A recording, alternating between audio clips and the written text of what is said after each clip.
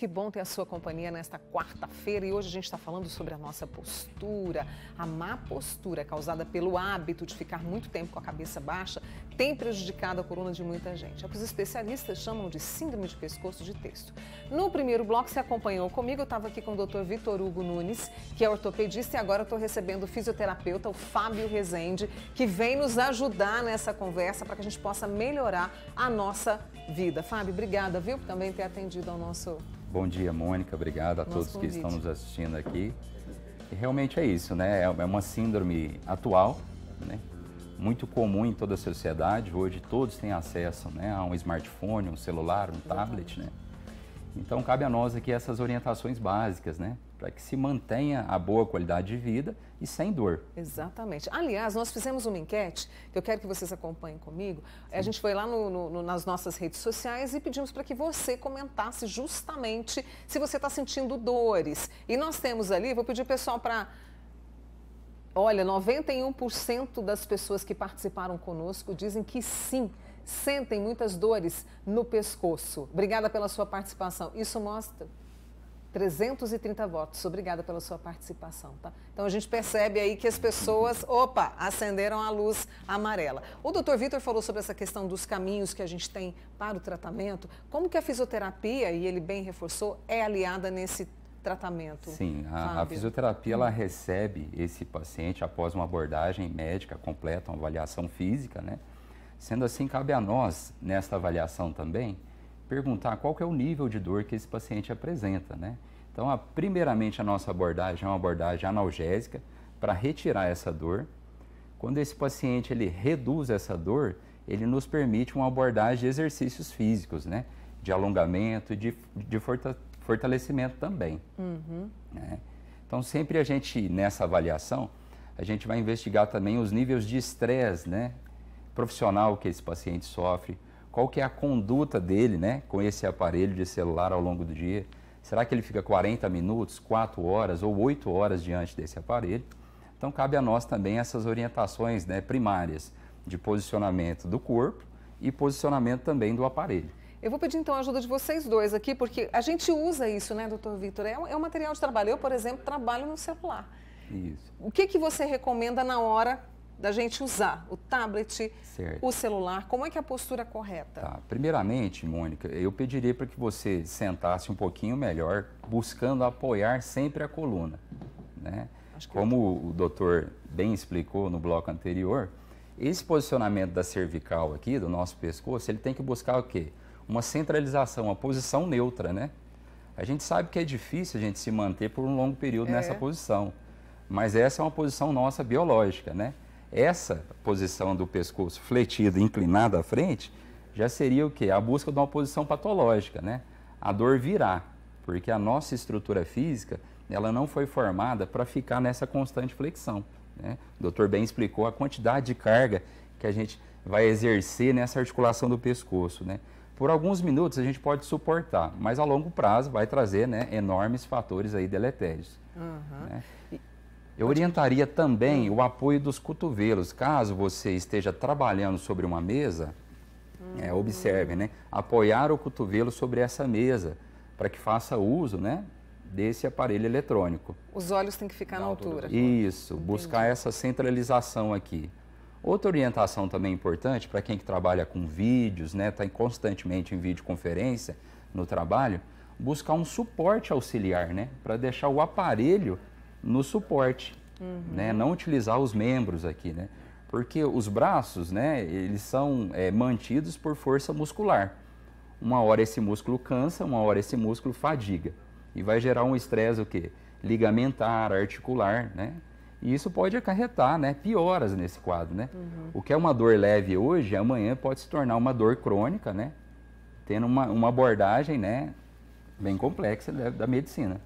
Hoje em dia as pessoas também têm muito hábito de usar o telefone deitado, né, Fábio? Então as pessoas usam o telefone deitado. Então, se for usar o telefone deitado, apoie bem os ombros, deixe o telefone ou o tablet na altura dos olhos. Apesar de não ser a posição mais adequada, como é um hábito comum, se você puder minimizar os danos, né, com uma posição adequada, já ajuda muito, né, nessa diminuição dessa sobrecarga ao longo do dia. E aquelas imagens que o Fábio trouxe para a gente, vocês comentando sobre esse peso que a gente faz, Quem não faz atividade física, a coisa pode se agravar e eu fico imaginando, se não seguir essas orientações, teremos casos até mesmo que podem chegar ali a uma cirurgia, doutor Vitor? A grande questão é que o pescoço de texto, ele pode desenvolver problemas como uma hérnia de disco, ele pode favorecer o surgimento de uma hérnia de disco. E uma hérnia de disco, dependendo da situação, ela chega a ser um caso cirúrgico, né? A princípio, o tratamento é medicamentoso, analgésico, anti-inflamatórios, relaxantes musculares, um apoio enorme da fisioterapia. A fisioterapia é fundamental e, em alguns casos, a gente chega até a fazer uma imobilização provisória para tirar um pouco da sobrecarga com colar cervical. Mas eu acho que a principal medida, ela é preventiva, é mudança no estilo de vida. Eu bato muito nisso, porque se a gente não muda o estilo de vida, a gente está só adiando o problema. E aí vem a automedicação, e aí vem aqueles problemas sérios. E uma outra questão também que eu acho que é interessante a gente trazer, além dessa mudança que a gente pode fazer, que você sugeriu, e que eu já imagino que a gente tem resultados logo de imediato, não tem? Com essas simples mudanças. Sim. Alongamentos, eles se fazem necessário? Sim, Mônica, o alongamento ele é muito bem-vindo quando o paciente passa dessa fase inicial de dor extrema, né? Geralmente os pacientes nos procuram com dor extrema, né? Se a gente traçar uma escala de 1 a 10, o paciente nos procura ali na escala 8, 9, 10. Né? Então, assim, o alongamento nessa dor extrema, ele não é indicado. Tá. Então, a gente precisa primeiro com condutas ali analgésicas para que a gente possa trabalhar esse paciente depois com alongamentos, né? É muito importante a gente, nessa avaliação também, abordar o início de alguma atividade física, né? Uma simples caminhada pode reduzir essa dor cervical. Mas como isso, né? Porque a gente acelera o metabolismo, nosso corpo é perfeito. Ele vai produzir substâncias analgésicas que vão aliviar, né, essa dor extrema que esse paciente apresenta, né? Até porque o paciente que traz uma dor cervical, ele está inserido num contexto profissional de muito estresse, num contexto social de estresse, né? E talvez até sentimental, de relacionamento, né? A gente não sabe como anda a vida do paciente. Então, se esse paciente faz uma simples caminhada, né, de 2 quilômetros, 3 quilômetros, 1 quilômetro, o quanto ele consiga, ele já vai liberar substâncias ali que vão aliviar, né, esse momento de dor. Aí entra a fisioterapia com esses alongamentos e, posteriormente, fortalecimentos. E aí a gente tem uma outra questão, né, com todas essas orientações que vocês estão trazendo, a gente falou das idades. Os idosos, principalmente na pandemia, tiveram como recurso a tecnologia, que é para rimar, né? E ficaram ali ao celular e continuam. Pode ser mais sério essa síndrome de pescoço de texto nos idosos? Eu gostaria que vocês comentassem. Sim, porque o idoso ele já possui algumas patologias prévias, né? Já possui muitas das vezes uma doença degenerativa da coluna, né? Que ela ocorre com o passar dos anos.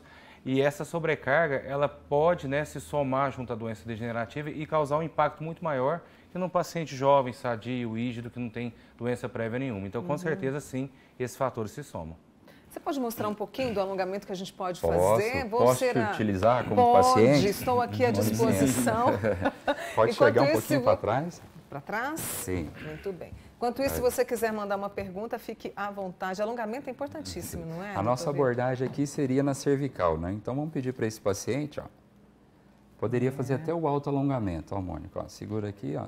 Isso. Vou puxando até sentir uma o mínimo de tração aqui muscular. Segurou 30 segundos, pode trocar o lado. Muito bem. Isso. Os pezinhos alinhados também. Isso. Corrigindo sempre a postura, né? O corpo bem esguio. Bem elegante, né, doutor Vitor? Isso. Pode abrir esse braço aqui, lateral aqui, ó. E puxar o punho para trás, ó. E a gente sente que o organismo precisa disso, né, doutor Vitor? Desse alongamento, que a gente pode fazer em casa mesmo. Isso. Manobra simples, né, medida simples, pode que ir pode à frente fazer a aqui diferença, também, né? ó. Isso, ó, com os dois lados aqui, você mesmo, ó. Isso. Tá. Tá vendo? O próprio puxa paciente as mãos para trás, né? Está realizando, né, o alongamento aqui dessa musculatura e posicionando, né? Mostrando para a musculatura do pescoço aqui que essa é a posição fisiológica, natural do indivíduo, né? Eu posso fazer esse alongamento quantas vezes por dia? Pode fazer até 3 vezes por dia, ó, utilizando espaços, né? Nossa, olha. Só de fazer. Então, já sente alongando aqui a musculatura do pescoço, do peitoral, né? Isso. Pode ir acima aqui também, Mônica, ó. Viu? Você pode fazer isso em casa. Rotações externas aqui, ó. Assim? Isso. Tracionou, você põe a carga e esse para trás. Isso. Estica bem o cotovelo. Muito bem. Faça isso aí para você poder... São orientações básicas, né, Mônica? Mas que já trazem, né, um conforto melhor para a coluna cervical, né? Exatamente, para a gente poder fazer isso e trazer. Porque hoje, vocês como profissionais da saúde, eu acredito que vocês recebam, assim, muitas queixas relacionadas a dores, não só no pescoço, mas coluna. É uma das queixas mais comuns, né? Eu acho que uma das principais idas ao consultório, né, eu acho que são dores na coluna, né? A principal demanda da população hoje é realmente a coluna. Não só pela questão do pescoço de terço, mas pelo próprio envelhecimento da população. A gente vê que, graças a Deus, hoje as pessoas estão vivendo mais. Exatamente. E para viver mais, a gente tem situações que caminham juntos, né, que são as doenças degenerativas. Então, a gente vê um aumento grande no consultório e depois da pandemia esse aumento ainda maior, né, maior. Porque, igual eu comentei anteriormente, as pessoas estão em casa, né? Em casa, geralmente, não tem aquela obrigação de corrigir a postura igual num trabalho, por exemplo. Porque no trabalho tem outras pessoas te observando, então você, em casa não. Em casa você está mais à vontade e acaba pecando com isso. E até nas empresas, eu lembro que a gente até conversou sobre isso, existe um trabalho de ergonomia justamente para ajudar, porque é causa de afastamento também, né? Exatamente, Mônica. Essas atividades laborais, né, que o funcionário, ele tem acesso a esses intervalos com estímulo de atividade física ainda no ambiente profissional, né? E os relatos de melhora, né, no ambiente profissional, da postura. E isso acaba reduzindo o quê? Os afastamentos, né? Exatamente. Eu tenho aqui a turma comentando, olha, a Marilda diz que tinha muitas dores, hoje com 69 anos, faz academia todos os dias. Marilda, muito obrigada. A minha amiga também aqui, a Inês falou que está sentindo muita dor no pescoço, então já é um sinal de alerta para você. E aí tem um outro amigo meu aqui que acabou de me dizer que além das dores no pescoço, ele falou que os punhos estão todos, eu vou usar um termo da minha avó, vou pedir licença para você, está tudo estrangulado. Isso também pode ser pela questão aqui, ó, do digitar, do pescoço assim. Sim. O que a gente observa também é o aumento de incidência de síndrome do túnel do carpo pelo uso de telefone, principalmente pela questão da digitação. Então, assim, não é só o pescoço, né? A tecnologia, ela veio para causar, vamos falar assim, doenças, né, em todas as articulações do corpo, porque não envolve só o pescoço, envolve mãos, envolve a coluna lombar, envolve joelhos, porque muitas vezes as pessoas sentem errado, com os joelhos dobrados de forma errada, e isso vai acarretar problema nos joelhos. Então, a tecnologia, ela traz muita coisa boa, mas se a gente não souber usar com inteligência, ela pode trazer graves problemas. A gente tem mais, depois eu queria que você falasse uma orientação para os punhos, pode ser? Okay, porque eu tenho uma pergunta que chega aqui pelo nosso floquinho, né, lá no nosso canal do YouTube. A pergunta é a seguinte: eu sofro muita dor e perda de movimento no ombro. O que eu devo fazer para melhorar? É a Sandra Aparecida. Qual o conselho de vocês? Dores nos ombros, né? As raízes nervosas, né, que existem ali no pescoço, elas inervam, né, essa região dos braços, né? Então, provavelmente, essa má postura acaba gerando o quê? Compressão neural, compressão nervosa. Então, primeiramente, corrigir essa postura, né?